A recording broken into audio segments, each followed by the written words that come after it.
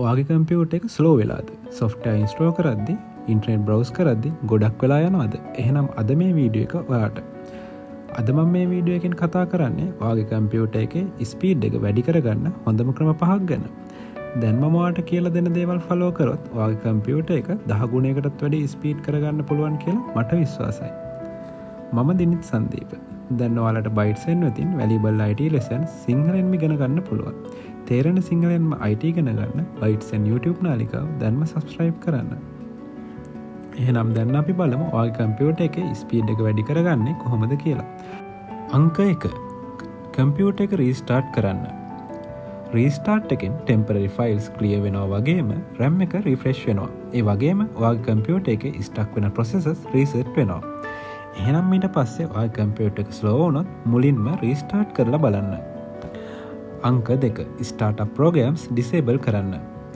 ඔයාගේ කම්පියුටර් එක ඔන් කරනකොට සමහර ප්‍රෝග්‍රෑම්ස් ඔටෝ ස්ටාර්ට් වෙනවා. ඒ හේතුව නිසා කම්පියුටර් එක ස්ලෝ වෙනවා. ඔයා Windows user කෙනෙක් නම් Task Manager එකට ගිහිල්ලා Startup section එකේ unwanted programs disable කරන්න.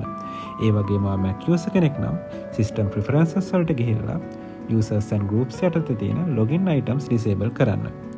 ඔයාගේ කම්පියුටර් එකත් start වෙනකොට slowද? එහෙනම් disable කරලා බලන්න.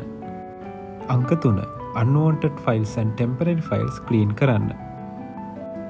දැන් මේ ස්ක්‍රීන් එකේ තියෙන ඉන්ස්ට්‍රක්ෂන් ෆලෝ කරොත් ඔයාගේ කම්පියුටර් එකේ තියෙන ටෙම්පරරි ෆයිල්ස් ඔක්කොම ඉතා පහසුවෙන් ඉවත් කරගන්න ඔයාට පුළුවන්. ඔයාගේ කම්පියුටර් එකේ ජන්ක් ෆයිල්ස් තියෙනවද? දැන්ම ක්ලීන් කරන්න. අංක 4.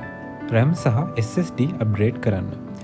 RAM එක වැඩි කරාම ඔයාගේ සිස්ටම් එක ෆාස්ට් වෙනවා. SSD එකක් ඉන්ස්ටෝල් කරාම Windows boot time එක ගොඩක් අඩු වෙනවා. උදාහරණයක් විදිහට ඔයාගේ කම්පියුටර් එකේ දැන් තියෙන 8GB RAM එකක් නම් 16GB RAM එකක් දක්වා අප්ග්‍රේඩ් කරලා බලන්න. දැන් තියෙන HDD එකක් නම් SSD දක්වා අප්ග්‍රේඩ් කරලා බලන්න. ඔයාගේ කම්පියුටර් එකේ RAM එක කීයද? කමෙන්ට් සෙක්ෂන් එකේ දාන්න. අංක 5. background apps stop කරන්න. ඒ වගේම browser tabs limit කරන්න. Google Chrome වගේ browsers ගොඩක් RAM use කරනවා. ඔයා ගොඩක් tab use කරනවා නම් performance අඩු වෙනවා. ඒ වගේම background apps stop කරන්න. ඔයාට පහසුවෙන්ම Task Manager එකේ process section එකට ගිහිල්ලා background apps stop කරන්න පුළුවන්. ඒ වගේම Brave, Firefox වගේ lightweight browsers භාවිතා කරන්න.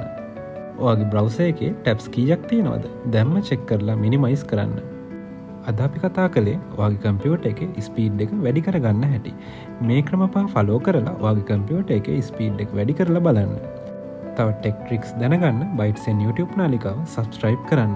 මේ වීඩියෝ එක ඔයාලගේ තවත් යාළුවෙක්ට share කරන්න. එයාලගේ කම්පියුටර් එක ස්ලෝ නම් මේක එයාලටත් උදව්වක් වෙයි.